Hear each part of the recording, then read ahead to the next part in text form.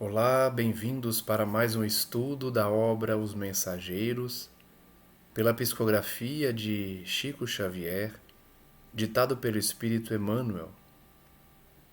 Estamos no nosso estudo de número 14, analisando as experiências de André Luiz no mundo espiritual, especialmente após o seu resgate e retorno à Terra para prosseguir com seus trabalhos iluminativos.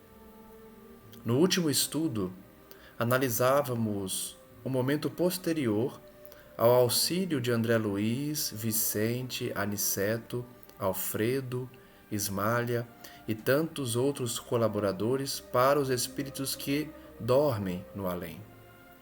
Espíritos que não praticaram o bem na terra, não acreditavam na vida após a morte, mas além disso eram maus. E por isso estavam adormecidos, vivenciando pesadelos naquela região visitada por André Luiz. Depois dos atendimentos, André Luiz, Aniceto e Vicente vão até um cômodo e encontram um senhor chamado Paulo, que está enlouquecido. Ele vive então nesse quarto, totalmente alheio à razão, alienado mental, e Aniceto explica que mesmo naquela condição ele está numa condição melhor do que os adormecidos, porque os adormecidos ainda sequer iniciaram o seu processo de recuperação e por isso ainda não espiam conforme Paulo já espiava, porque mesmo apresentando-se sem lucidez, ele já reconhecia os erros que havia praticado. Vemos aí então, pelas palavras de Aniceto, que Paulo é um doente, a caminho da melhora positiva. Ainda não possui consciência exata da situação, porém já chora, já padece, já sofre com as recordações do passado triste. Então vejam que ele, apesar da sua condição, traz uma recordação de um passado triste e isso lhe traz angústia, o que já é o início da sua expiação para o despertar. André Luiz diz então que recebeu aquele esclarecimento com atenção. Lembrou que, de fato, os doentes conduzidos pelos samaritanos a nosso lar, em serviço diário, eram grandes sofredores. Notem que André Luiz se recorda então dos momentos vividos na primeira obra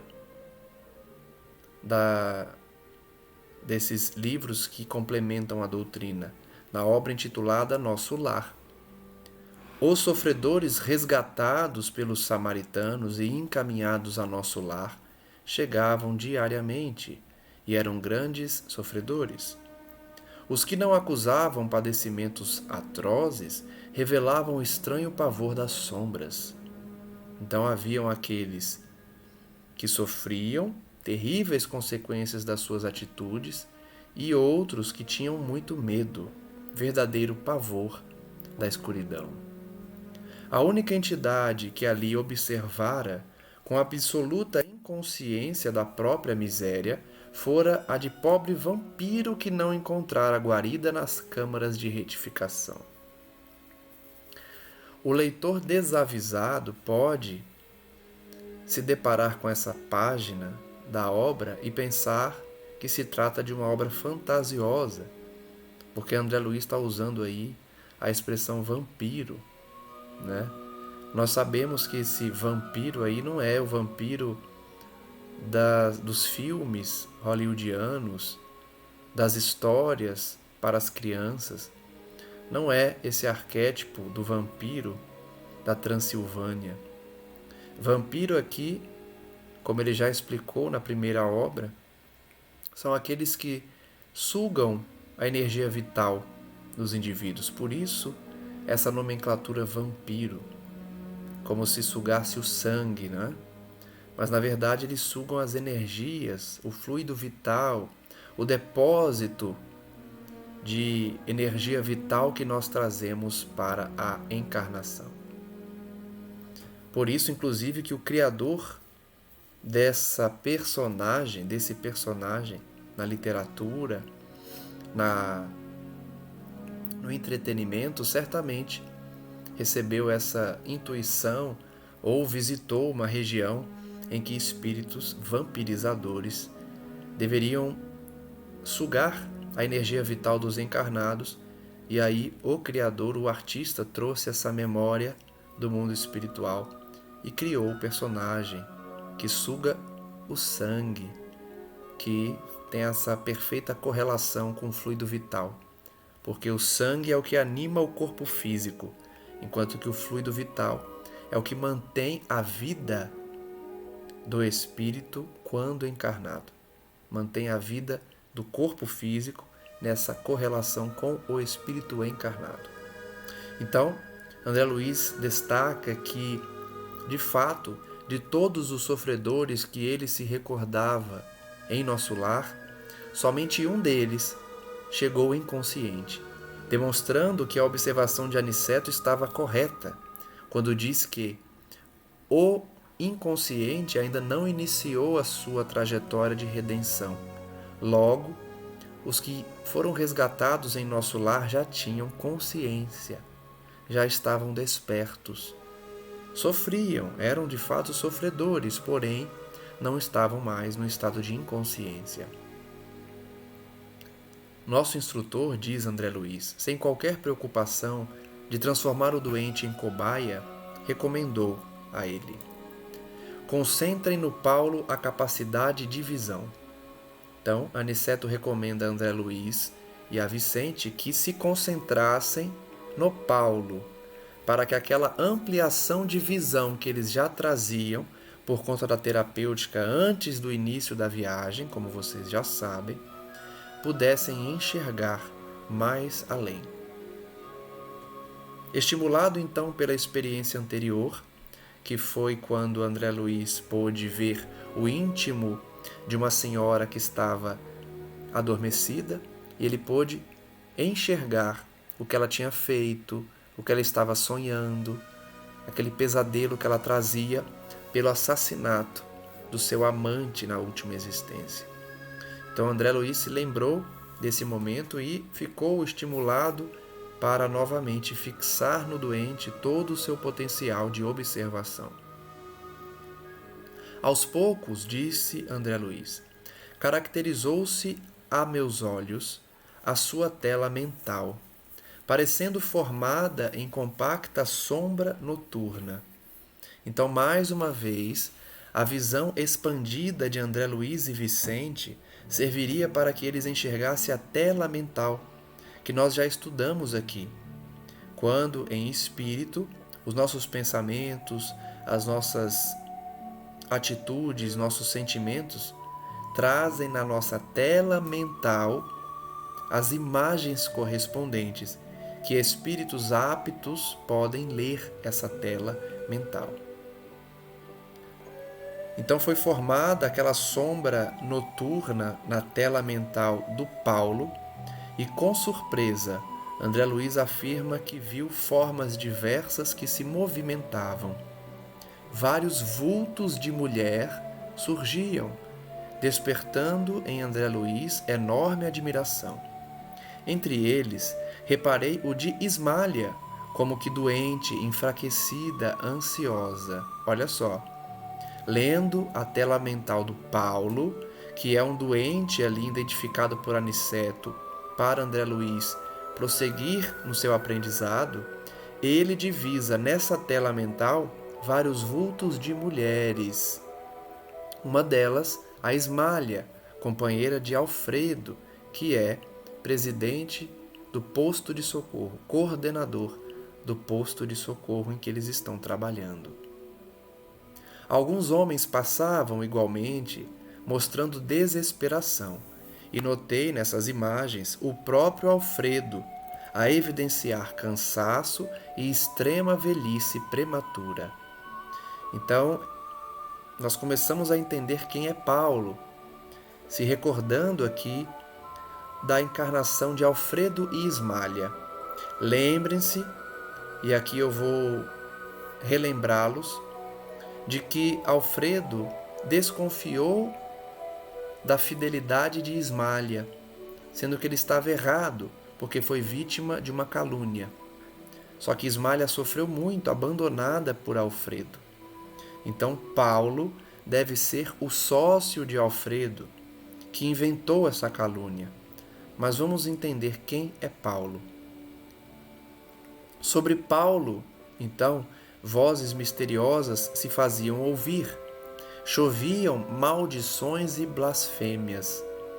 As mulheres pareciam acusá-lo clamorosamente. Os homens davam ideia de perseguidores ferozes, ocultos no mundo interior daquele enfermo estranho. Então notem que na tela mental de Paulo há acusações de homens e mulheres. Observando, porém, que os vultos de Ismália e Alfredo se movimentavam naquele painel escuro, não pude sofrear a curiosidade e interrompi o minucioso exame, voltando a conversar com o nosso orientador. Então vejam que André Luiz, ao invés de continuar a terapêutica, para entender o que tinha acontecido, ele freou a análise, porque ficou surpreso ao ver Alfredo e Ismália nas telas mentais, na tela mental daquele indivíduo. Como explicar o fenômeno? Estou assombrado, disse André Luiz. Antes, porém, que ele pudesse expressar de forma mais detalhada o espanto que o dominou, Aniceto disse: já sei. Admira-se da presença de Ismália e do seu marido nas reminiscências do enfermo, Paulo. E ante minha perplexidade, ele disse: lembram-se da história de Alfredo? Então eu já recapitulei aqui, né? Alfredo acreditou numa calúnia de que sua esposa Ismália o traía. Então vamos ver se Paulo de fato é o sócio de Alfredo que inventou essa mentira. Temos diante de nós o falso amigo que lhe arruinou o lar. Então é isso mesmo. Paulo é o sócio, o ex-sócio de Alfredo, que no leito de morte confessou seu crime para o próprio Alfredo, que não o perdoou à época. Paulo, contudo, não somente cometeu a ingratidão, como envenenou o espírito de outras senhoras, traiu outros amigos e destruiu a alegria e a paz de outros santuários domésticos. Então vejam que Paulo já traz a tendência de destruir relacionamentos. Nós já estudamos uma outra obra aqui no canal que também traz um personagem que destruía relacionamentos. E ele reencarnou completamente alienado mental, porque fugia de si mesmo. Foi na obra Loucura e Obsessão, se eu não me engano. Um dos personagens, ele veio com a problemática de não conseguir expressar-se, né? Porque escrevia cartas na sua última existência para destruir relacionamentos felizes. Então ele veio com a síndrome, com um problema do autismo e tentava ocultar-se dos seus erros dentro de si mesmo. Então nessa outra obra, Loucura e Obsessão, nós vemos também alguém que destruiu famílias. E aqui na obra Os Mensageiros, o Paulo é esse espírito com a mesma tendência, com a tendência de separar casais, de inventar mentiras, de destruir casamentos. Não somente o de Alfredo e Ismália, mas de muitas pessoas que agora o perseguiam. Observando Ismália aflita e Alfredo desesperado nas recordações dele, vemos as imagens criadas pelo caluniador para seus próprios olhos. E aqui vale a lição de novo, que no mundo espiritual é a nossa consciência que nos castiga.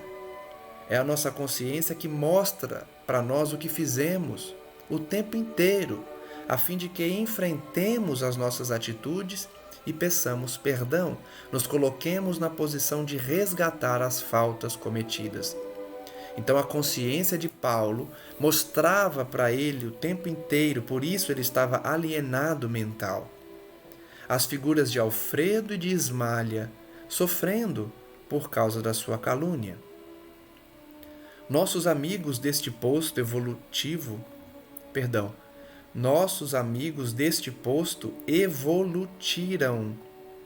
transpuseram a fronteira da mágoa, escaparam aos monstros do ódio, vestem-se hoje de luz. No entanto, Paulo os vê como imagina, para escarmento de suas culpas. Essa lição aqui é muito importante. Ismália e Alfredo já perdoaram Paulo. Eles não estão perseguindo Paulo. Eles são hoje espíritos de luz, principalmente Ismália. É mais elevada que Alfredo, mas Alfredo também é um espírito bom. E eles não mais querem o mal de Paulo. Porém, como Paulo traz a culpa na sua consciência, traz uma mente rodeada de culpa, ele cria as imagens de Alfredo e Ismália acusando-o, sofrendo, aflitos pela sua calúnia. Vejam como a lei divina é perfeita. Eu já disse aqui, Deus não precisa das nossas mãos para aplicar a sua justiça. Por mais que os indivíduos perdoem as ofensas, o ofensor só consegue ter paz quando ele se perdoa. E para ele se perdoar, é necessário reencarnar, passando pela mesma situação que provocou nos outros, ou numa situação assemelhada. Paulo, então, somente teria paz quando enfrentasse os seus monstros internos, as suas escolhas infelizes, porque Alfredo e Ismália não o perseguiam mais. Eu acredito que Ismália nem chegou a persegui-lo, mas ele trazia a culpa e por isso criava na sua mente as figuras dos dois e de outros tantos que ele havia feito sofrer. E isso servia para ele enfrentar a sua culpa. O criminoso nunca consegue fugir da verdadeira justiça universal, porque carrega o crime cometido em qualquer parte. Então, acabei de falar aqui sobre a justiça divina, que não precisa dos nossos braços, das nossas mãos, para aplicar a sua lei. A lei se aplica onde o criminoso estiver. A sua própria consciência o acusa. E lá no plano espiritual, esse fenômeno é muito mais presente do que aqui. Aqui também as pessoas sentem culpa, entram numa auto-obsessão porque não se perdoam, escutam as acusações feitas tanto pelos inimigos espirituais quanto pelas suas próprias consciências. Porém, no mundo espiritual, isso é potencializado. O indivíduo realmente não consegue ter paz e geralmente enlouquece. Por quê? Suas faltas foram muitas e a culpa é gigantesca. Por isso, somente a reencarnação traz um pouco de alívio para que ele recomece e comece a se perdoar também. Tanto nos círculos carnais como aqui no mundo espiritual, a paisagem real do espírito é a do campo interior. Olha que bonito. A nossa paisagem é a do campo interior, tanto aqui na Terra quanto no mundo espiritual.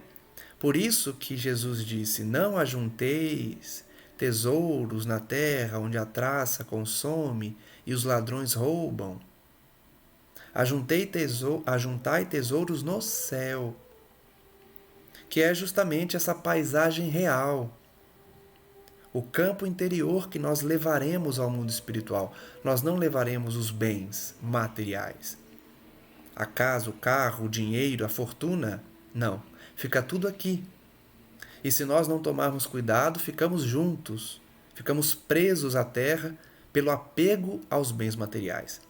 Jesus já aconselhou: ajuntai tesouros no céu. E os tesouros no céu são as virtudes. São as práticas caridosas que fizemos aqui na Terra, o bem que fizemos ao outro. Somente assim teremos paz de consciência no mundo espiritual. Viveremos, de fato, com as criações mais íntimas de nossa alma. Viveremos no mundo espiritual com as criações da nossa alma.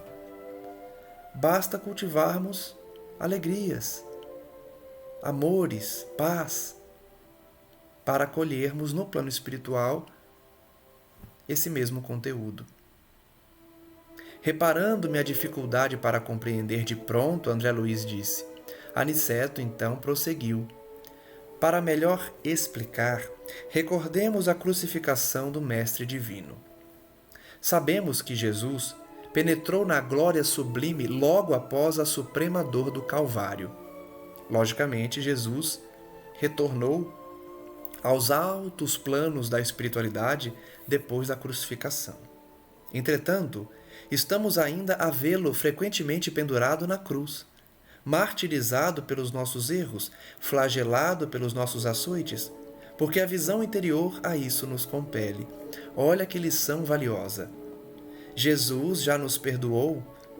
Na verdade, não há que se falar em perdão, porque para existir o perdão, presume-se a ofensa, e Jesus não se ofendeu conosco. Deus muito menos. Então, Jesus não nos perseguiu depois da sua crucificação, cobrando o que fizemos a Ele, porque Ele é o ser da mais alta luz que conhecemos. Porém, nós constantemente ainda vemos Jesus na cruz, martirizado, com a coroa de espinhos, flagelado pelos açoites. Por quê? Essa é a nossa consciência de culpa. Olha o que fizemos com Cristo. Somos nós mesmos que enxergamos na nossa tela mental o mal que fizemos. Mesmo que a nossa vítima já tenha nos perdoado, nós ainda precisaremos entrar num processo de auto-perdão para eliminar essas imagens mentais. A condenação do Mestre foi um crime coletivo, e esse crime estará conosco até ao dia em que nos vestirmos na divina luz da redenção. Olha só. Assassinar Jesus foi um crime coletivo, e todos nós carregaremos esse crime até o momento que nos redimirmos, estivermos totalmente na divina luz dessa redenção. Aí sim nós vamos eliminar das nossas mentes a culpa de termos eliminado um ser divino da Terra. O esclarecimento não poderia ser mais lúcido, disse André Luiz. Me sentia diante de uma revelação nobre. O dever possui as bênçãos da confiança, mas a dívida tem os fantasmas da cobrança. Olha só, até rima. O dever possui bênçãos da confiança, mas a dívida tem os fantasmas da cobrança. Basta cultivarmos bênçãos, porque se cultivarmos dívidas por meio dos erros, teremos a cobrança. Readquirindo então a serenidade, André Luiz pergunta: mas Paulo veio ter casualmente a este posto? Paulo chegou ali de forma casual, como coincidência? Perguntou André Luiz. Logicamente que não, conforme respondeu Aniceto. Paulo foi trazido pelo próprio Alfredo, que se sentiu necessitado de disciplinar o coração. Olha que curioso. O próprio Alfredo tinha carregado Paulo para aquele local. Nosso amigo, que hoje dirige essa casa de amor, desprendeu-se do mundo, ou seja, desencarnou, sob intensa vibração de ódio e desespero. Então, Alfredo, quando deixou a Terra lá atrás, ele desencarnou com muito ódio, principalmente contra Paulo, que tinha arruinado seu casamento e sido a causa da tristeza de Alfredo durante toda a sua existência, que era uma existência muito feliz junto de Ismália. Então ele desencarnou com muito ódio, sofreu muito nos primeiros tempos, embora nunca tenha sido abandonado por Ismália, a sua abnegada companheira. Alfredo, porém, não pôde ver Ismália, enquanto não se desvencilhou das baixas manifestações do rancor. E essa lição aqui a gente já sabe, né? Nós não conseguimos ver os nossos entes queridos, não conseguimos enxergar os espíritos dos parentes, os espíritos que amamos enquanto estivermos numa vibração infeliz. Pensando na vingança, seguindo as pessoas que nós queremos o mal de perto. Eu já dialoguei com vários espíritos que não haviam conseguido enxergar os seus familiares ainda, por mais que tivessem desencarnado muitas vezes há muitos anos, porque estavam com pensamento de vingança, buscando perseguir as pessoas que tinham feito mal a elas. Então, por não perdoar, por não decidir seguir suas vidas, entendendo o mecanismo da reencarnação e da lei de causa e efeito, eles não conseguiam ver seus parentes mais queridos, uma filha, um esposo, um filho, enfim, um parente, alguém que se ama muito. Então, o Alfredo não conseguiu ver Ismália enquanto se manteve numa vibração negativa de perseguição e ódio. Socorrido, então, em Campo da Paz, compreendeu as próprias necessidades. Tão logo adquiriu algum mérito, intercedeu pelo amigo infiel, buscou-o em recanto abismal e tão nobremente se dedicou ao aperfeiçoamento de si mesmo que conquistou a posição de administrador de um posto de socorro. Então vejam que Alfredo, depois de desencarnar com muito ódio, foi resgatado no campo da paz, entendeu os mecanismos da reencarnação e da lei de causa e efeito e foi orientado a buscar Paulo no abismo em que ele se encontrava. E a sua conversão foi tão forte e a sua dedicação foi tão grande que ele se tornou coordenador daquele posto de socorro. Trouxe então Paulo, seu tutelado, na sua companhia e tratou-o como irmão atualmente. Vejam que ele perdoa Paulo e trata como irmão. Não julguem que o marido de Ismália conseguiu essa vitória espiritual tão somente pelo fato de desejá-la. Ou seja, Paulo não fez isso tudo apenas porque queria ver Ismália. Ele, de fato, desejou estar com sua esposa, procurou seu contato, alimentou-a e agora permanece na realização. Então ele trazia de fato o desejo de encontrar com sua esposa e agora podia usufruir dessa companhia. Há muitos anos ele conversa com Paulo, diariamente. Todos os dias Alfredo visita Paulo. Nos primeiros tempos, aproximava-se do enfermo como necessitado de reconciliação, depois como pessoa caridosa. Mais tarde, adquiriu entendimento, comparando situações. Em seguida, sentiu piedade. Logo após, experimentou simpatia e presentemente conquistou a verdadeira fraternidade. Vejam que André Luiz colocou aí as etapas do perdão.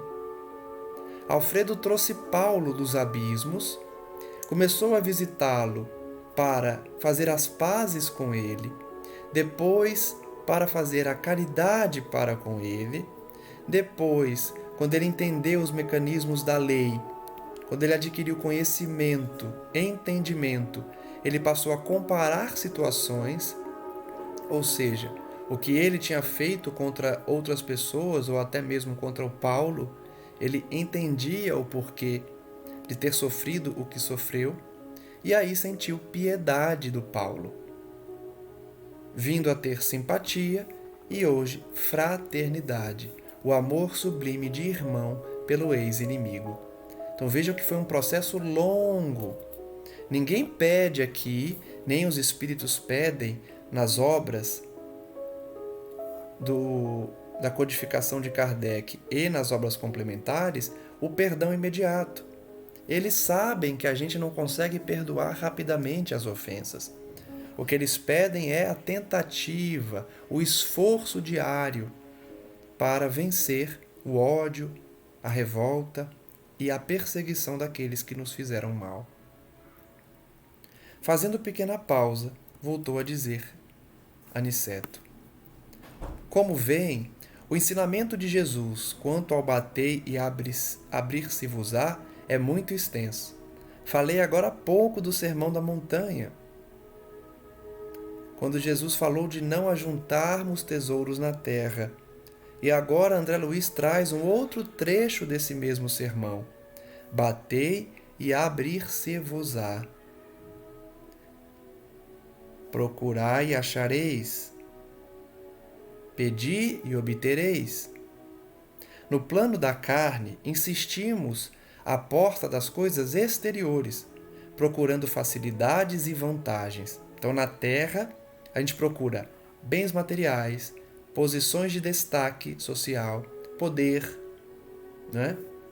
Coisas exteriores, beleza física, relacionamentos duradouros, dinheiro. Mas aqui, no plano espiritual, né, nas palavras de Aniceto, temos de bater à porta de nós mesmos para encontrar a virtude e a verdadeira iluminação. Então, de novo, os bens que levamos ao plano espiritual são as virtudes do coração, o bem que fizemos na terra, não os bens materiais que deixamos tudo aqui. Por isso, lá, Aniceto vai dizer que a gente precisa bater a porta de nós mesmos, autoconhecimento, enfrentar os nossos erros, as nossas práticas infelizes, enfrentar o que fizemos para obter a verdadeira iluminação interior. Aquele que fez o bem também realiza esse exercício no além. Bate a porta de si mesmo e encontra o quê? Virtudes. Encontra paz. Então não são todos que desencarnam e enlouquecem e sofrem e encontram dentro de si rancor, ódio, perseguição e revolta. Não. Há aqueles que desencarnam e quando realizam esse bater à porta de si mesmos, encontram virtudes, paz de consciência, porque se dedicaram ao bem na terra. Ouviram o conselho de Jesus quando disse: não ajuntais tesouros na terra, mas sim no céu. Quem ouve a palavra, ele próprio disse isso, né? Quem ouve essas palavras herdará a terra, entrará no reino dos céus. Então, a mensagem é muito direta e muito simples de entender. Nós que complicamos. Vicente, que estava calado até ali, perguntou: Paulo, todavia, permanecerá aqui indefinidamente, ou seja, sem um prazo certo? Ele ficará ali enlouquecido? Perguntou Vicente. Aniceto respondeu: voltará em breve à terra. Então, Paulo reencarnará em breve. Ismália tem feito a seu favor inúmeras intercessões e não deseja que ele, ao retornar à razão plena, se sinta humilhado com benefício das próprias vítimas. Então, olha só. Paulo iria reencarnar porque Ismália, que tem muito mérito, pediu para que Paulo não sofresse quando voltasse à razão.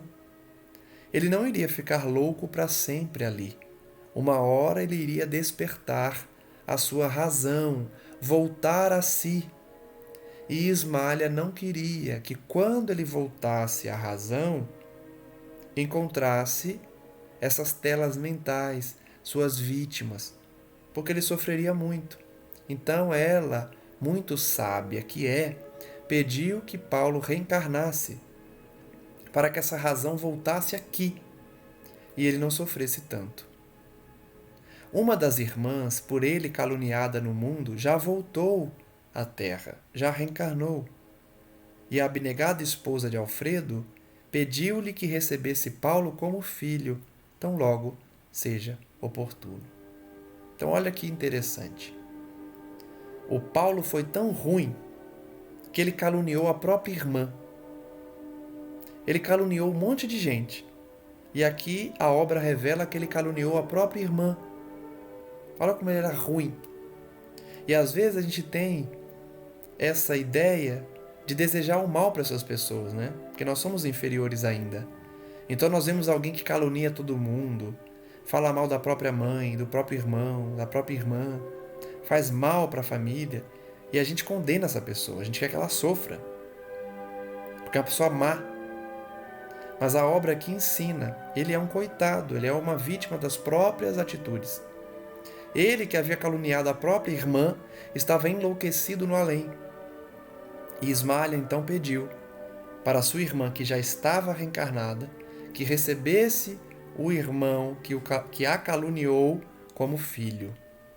É assim que a lei divina funciona. Nós regressamos à Terra parentes das nossas vítimas, parentes dos nossos agressores. Somente assim nós conseguimos reconciliar as consciências. A lei divina é perfeita. Não fosse a reencarnação, não enxergo outra forma que pudesse trazer reconciliação às pessoas. Por quê? Se elas renascessem não no mesmo núcleo familiar, mas no trabalho ou na escola, brigariam, se afastariam, não iriam conviver, porque o ódio seria muito grande, a aversão estaria presente desde o primeiro momento. Mas a lei divina é perfeita, obriga a convivência dentro de casa, dentro do lar. Não há terapêutica mais eficaz do que essa. Deus obriga a convivência com os nossos inimigos do passado. Por isso temos que dar graças a Deus quando reencarnamos numa família estruturada, que a nossa mãe nos ama, nosso pai nos ama. É sinal que nós não temos ainda dívidas tão graves a ponto de estarmos obrigados a reencarnar numa família difícil. Mas pode significar também que ainda não estamos prontos para isso. Não estou afirmando aqui que quem nasce numa família estruturada não tem dívidas, não é isso. Pode ser que você está numa encarnação repouso, ou está se preparando para uma reencarnação difícil no futuro, nascendo assim com seus inimigos do passado. Mas nós não devemos nos ater a isso para termos ansiedade, crise de pânico. Por quê? A lei divina é misericordiosa. Nós não nascemos simplesmente com inimigos e um mata o outro. Né? Às vezes acontece, né? De uma mãe assassinar seu filho ou vice-versa, porque a aversão é tão grande que eles se odeiam. E nós sabemos, inclusive, que muitos que se odeiam a ponto de entrarem numa obsessão recíproca renascem como gêmeos siameses, né? Grudados um no outro. Mas essa é outra lição. O que vale aqui é que a lei da reencarnação nos obriga a renascermos com os nossos adversários do passado para nos reconciliarmos com eles. Paulo então seria recebido como filho da sua irmã na vida anterior, que ele caluniou. Dessa vez, renasceria então como filho dela. E ela, na encarnação que seria sua mãe, poderia reconciliar as consciências dessa forma, porque o único amor maior do que o amor de mãe é o amor de Deus. Entremos então no capítulo 28, intitulado Vida Social. André Luiz vai narrar que à noite os sublimes aspectos do firmamento do posto de socorro surpreendiam André Luiz. O luar safirino envolvia todas as coisas. A lua, iluminava. O céu era como uma infinita colcha de azul muito límpido, pontilhado de astros fulgurantes. As nuvens da tarde haviam desaparecido. Então anoiteceu e a noite era brilhante. Contemplando a beleza da noite, Alfredo disse: felizmente, os fenômenos magnéticos foram deslocados do nosso círculo. Então, aquele fenômeno que a gente observou aqui no último estudo, para tratamento dos sofredores, tinham se deslocado. Os aparelhos, porém, continuavam registrando enorme conflito de forças inferiores. Então, na verdade, Alfredo está falando aqui daquela nuvem espessa. Lembrem-se que André Luiz, Vicente e Aniceto saíram de nosso lar, viajaram no caminho entre a colônia e a terra E antes de chegar à terra, eles pararam no posto de socorro do Alfredo. E aí o Alfredo disse: é melhor vocês passarem a noite aqui, porque tem uma nuvem magnética muito forte vindo da Terra por conta da guerra, da Segunda Guerra Mundial que acontecia naquele momento. Então, aquela nuvem magnética pesada iria atrapalhar a viagem deles. Ele pede então que eles fiquem aquela noite, e aí eles foram ajudar naquele trabalho que nós narramos ontem aqui. Então Alfredo diz que aquela nuvem, aquele fenômeno magnético havia se afastado, mas os aparelhos ainda registravam os conflitos das forças inferiores por conta dos desencarnes coletivos, recheados de ódio, de guerra, de cólera. André Luiz então diz que ia comentar a beleza do céu pela observação do administrador quando a campainha tocou. Alguém chamava a entrada do posto de socorro. Alfredo e Ismalha sorriram e o chefe asseverou: temos a visita de amigos do Campo da Paz. E convidando André Luiz e os demais à recepção, acrescentou: temos também aqui a nossa vida social. Como não? É preciso saber viver. Olha que interessante. Alfredo, então, depois de trabalhar, ajudar os sofredores, despertar alguns deles, eles iriam ter uma confraternização. Eles iriam receber visitas. E aí ele diz: nós também temos vida social aqui no plano espiritual. Não pensem que eles trabalham 24 horas por dia, né? Os espíritos de luz trabalham o tempo inteiro, mas eles têm seus períodos de repouso também, de confraternização, porque isso estimula para o trabalho. Isso traz novas energias, renova esses seres que se dedicam ao bem. André Luiz então diz que ficou encantado com essa nota alegre, acompanhou os donos da casa, Alfredo e Ismalha, e verificou com uma surpresa indizível que, sob seus olhos, eles observavam um belo carro guiado por 2 cavalos brancos. Então era uma carroça, né? Guiada por 2 cavalos brancos. Veículo confortável, interessante, quase idêntico aos velhos carros de serviço público, as carroças de serviço público do tempo de Luís XV, que André Luiz vira mais de uma vez em publicações antigas. Então vejam que os visitantes chegavam numa carroça guiada por 2 cavalos brancos, muito confortável, que fez André Luiz recordar das carroças do tempo do Luís XV. Chegara então uma pequena família da colônia próxima, que pelas informações de Aniceto, estava a 3 léguas do posto de socorro, aproximadamente. Alfredo então apresentou a todos, de forma cavalheira, com exceção do Aniceto, que era um velho amigo daqueles que chegavam. Não precisou então de apresentações. Os visitantes eram o casal Bacelar e suas 2 filhas jovens. O chefe do grupo mostrava a idade avançada, revelando, porém, excelentes disposições. A senhora, a esposa, dava impressão de madureza, aparentando, contudo, maravilhosa vivacidade, assim como as 2 moças. Então, uma família feliz, estruturada, com aparência bela, né? Jovens. A alegria era enorme. Não havia qualquer nota de convencionalismo, essas pomposidades que nós vemos aqui na Terra. Os gestos de cada um, a simplicidade, a despreocupação, as frases afetuosas demonstravam sinceridade pura. Pois é assim o relacionamento entre espíritos de luz. Há uma verdadeira sinceridade, ninguém oculta sentimentos, ninguém julga o outro. É uma sinceridade pura, uma afetuosidade real entre os indivíduos que já absorveram a lição do Evangelho do Cristo. Eles então estavam num quadro social inacessível ao fingimento. Olha que diferença aqui da Terra, né?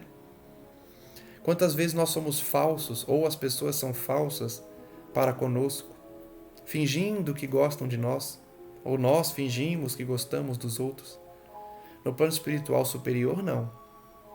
Quem já habita essas regiões felizes na consciência, não necessariamente no plano, né?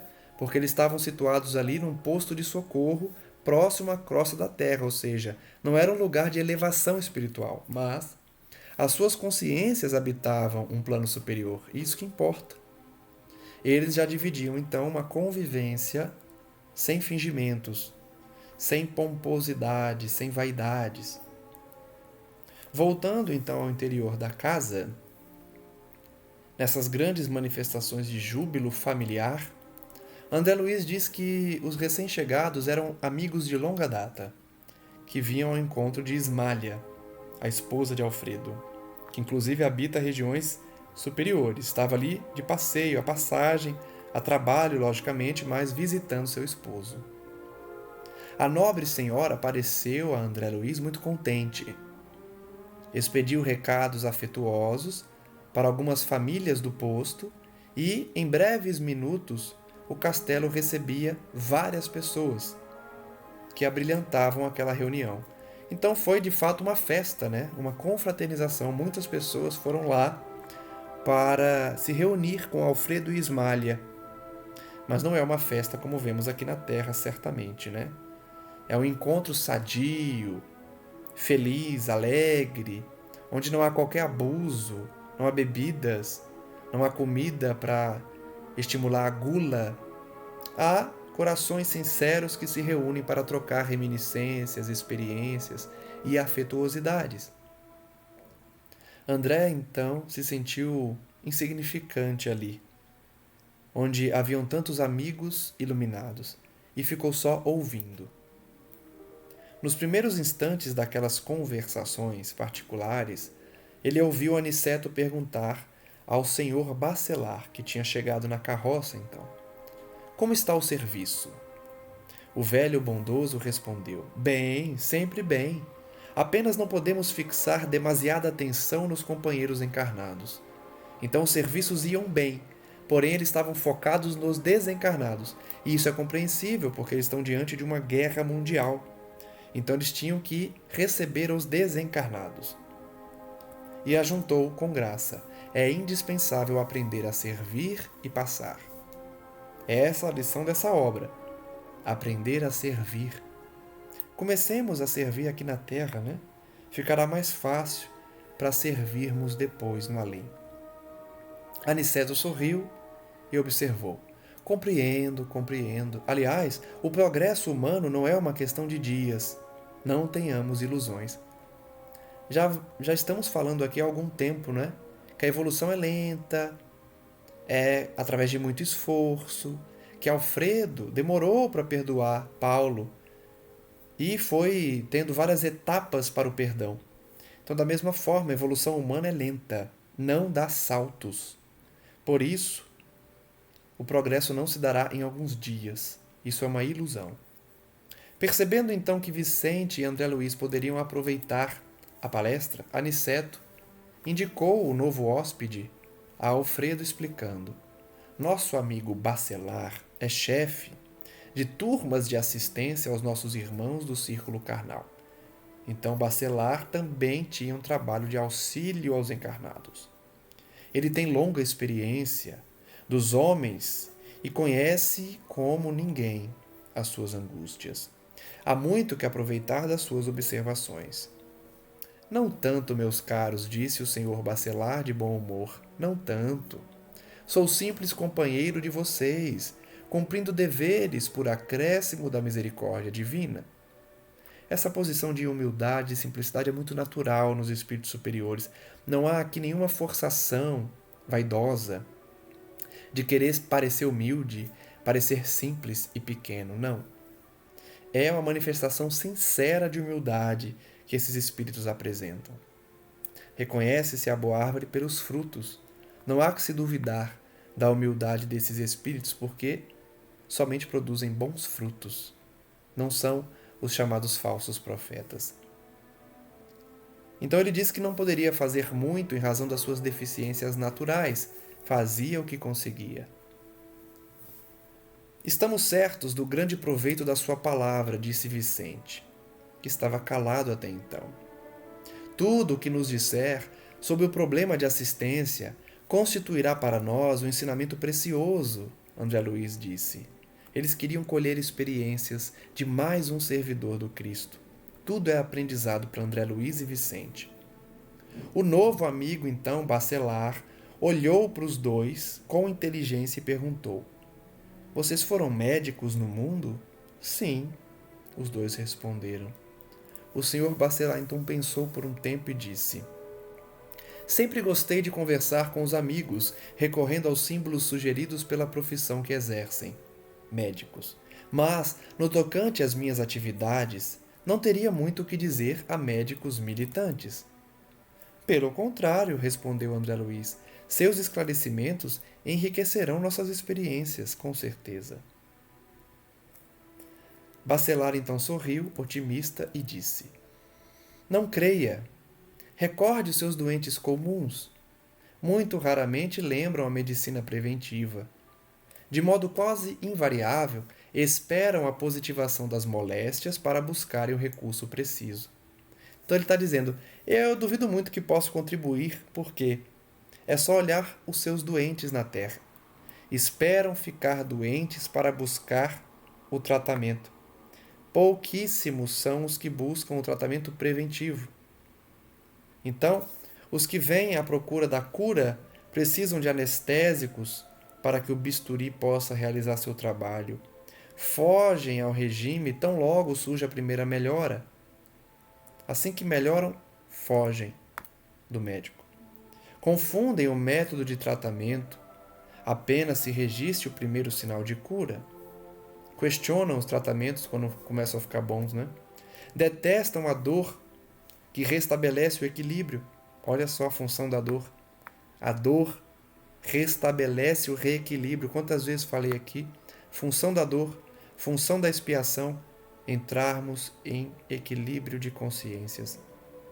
Somente a dor restabelece o equilíbrio para seres inferiores como nós, né?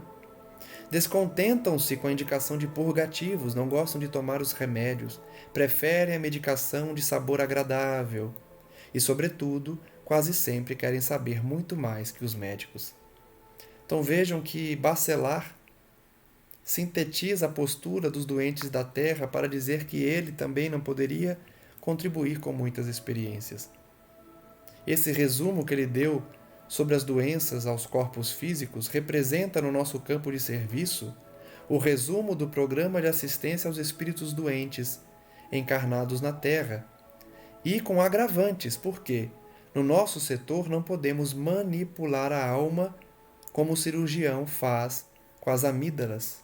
Olha que interessante, gente. O Bacelar está explicando que o trabalho dele é com os encarnados. E os encarnados são teimosos. Os encarnados agem como os doentes aqui agem. Só procuram o médico quando estão já com a doença instalada. Então ele faz esse comparativo para dizer que a ajuda espiritual que ele tenta dar aos encarnados é muito dificultosa, é muito difícil, encontra muitos obstáculos. Por quê? Os encarnados não querem suportar o processo de cura. O processo de cura exige disciplina, tomar a medicação e, no caso das moléstias espirituais, oração, caridade, autoconhecimento, reforma íntima, perdoar as ofensas e etc. Então, Barcelos, né? Ele estava dividindo a sua experiência, Bacelar, estava dividindo sua experiência em relação à teimosia dos encarnados. Como era difícil cuidar dos encarnados, aconselhá-los, levar o socorro necessário. Reflitamos então, mais uma vez, finalizando o estudo dessa obra maravilhosa, pedindo à espiritualidade que abra a nossa mente para compreendermos todos os detalhes dos aprendizados colhidos aqui. das lições dadas por espíritos de luz, espíritos de escol, que já querem o bem, que já praticam o bem, que inclusive realizam trabalhos na Terra para nos auxiliar, nós que estamos encarnados. Certamente pessoas que sofrem muito mais do que nós, porém, demonstram que nós não estamos sozinhos também. Pedimos então à espiritualidade amiga que nesse momento possa nos abençoar a todos.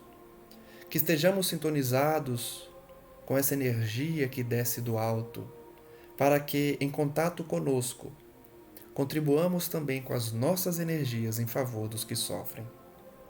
Seja através da palavra, seja através da conduta, diminuindo o frio, a fome, o abandono, mas principalmente levando a palavra do Evangelho, que é o pão da vida que alimenta as almas. Pão que foi trazido pelo Cristo há mais de 2000 anos e que retorna com o Espiritismo na sua maior pureza, não menosprezando as outras religiões, porém dando cumprimento à promessa de Jesus. Estejamos então aptos a ouvir as palavras modernas do Cristo, que retorna nas páginas do Evangelho segundo o Espiritismo para ensinar novamente aos corações humanos, que continuam aflitos, continuam presos à carne, continuam dedicados à corrupção e à degradação moral, da mesma forma que a sociedade romana se entregava.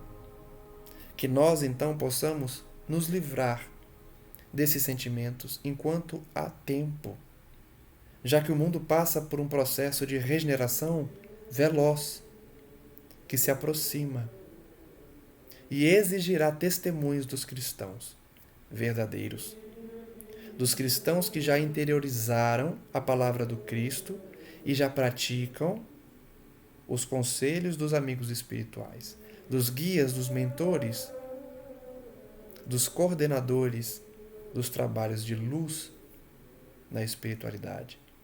Sejamos, portanto, dóceis, pacíficos, oferecendo a outra face, buscando o aprendizado, o ensinamento, as lições que coroam o nosso esforço de buscar o Evangelho do Cristo.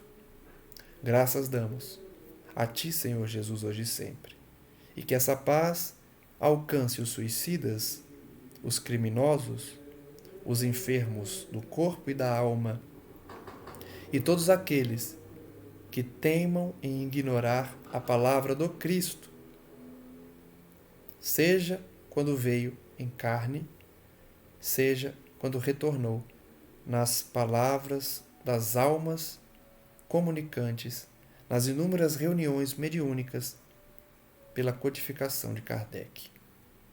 Muito obrigado, mais uma vez, mestre amigo, e que o Senhor possa potencializar a nossa pequenez no sentido da contribuição que conseguimos dar no atual nível que nos encontramos, espiritual, intelectual e emocional.